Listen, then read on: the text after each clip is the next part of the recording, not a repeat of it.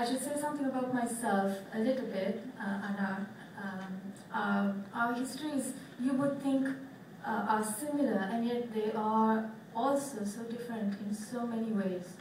As Geetanjali said earlier in the previous panel, there are certain positions of privilege that women can have, and I must say that my position has largely been that of protection and privilege.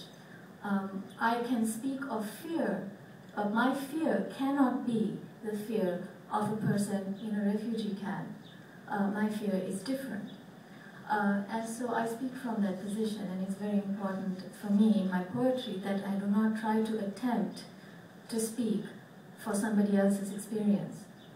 That said, I was born in 1973 in the aftermath of the bloody insurrections of the 70s that killed so many young people. That was what I was born into. I was 10 years old during Black July, and I have very firm memories that cannot be erased.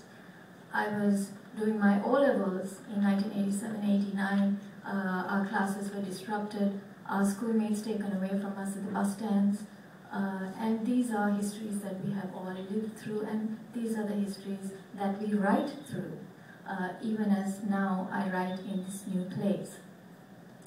This is my first collection of poems, and so it is quite autobiographical. It's very personal, and I think what you see is a journey from home to another place that now I must call home.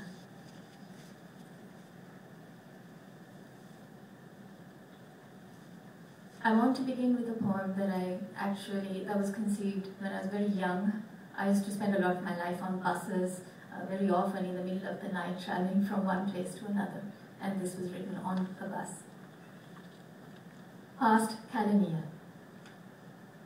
A night journey once, homebound in an intercity bus. We speed to avoid shadows of friends on liquid pavement. Outside a circle of light, a dog runs away, and a slouchy drunk buoys up on ghost palms. A fist crashes down. We were gone before there was time to panic, to feel guts hammering down ears, before the teeth, hands, ribs start shaking. Later, I learned how to bite down hard, how to will my eyes open. But at 14, I was terrified that the dog ran away.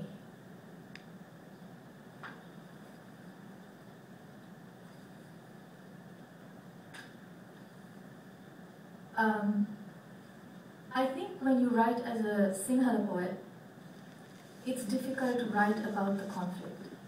I think there is a burden of guilt, a burden of silence, a burden of not knowing and not being able to know, and of trying to bridge those gaps. And one of the ways that I found I could bridge the gap was by writing about explosions that were not ours. They let me speak. And this is about Mumbai, but of course it is not about just Mumbai. What I have done here is I refer to a poem which is of the classical Sinhala canon. It's a translation here, my own translation, but it's written in Sinhala by Halpé. This is a lot of Sinhalese traditional classical literature looks back to India. India has always been our big brother, and we do look back to this tradition. And here in the Guttila Kavya is this ancient poem of the bard Guttila, how he comes into his own. And one of the stanzas in the poem refers to the people of Bharat, of this place, who in this cosmopolitan world go whirling by. And so the poem is in Sinhala, and I'll translate it for you. Ragat sura piru vitin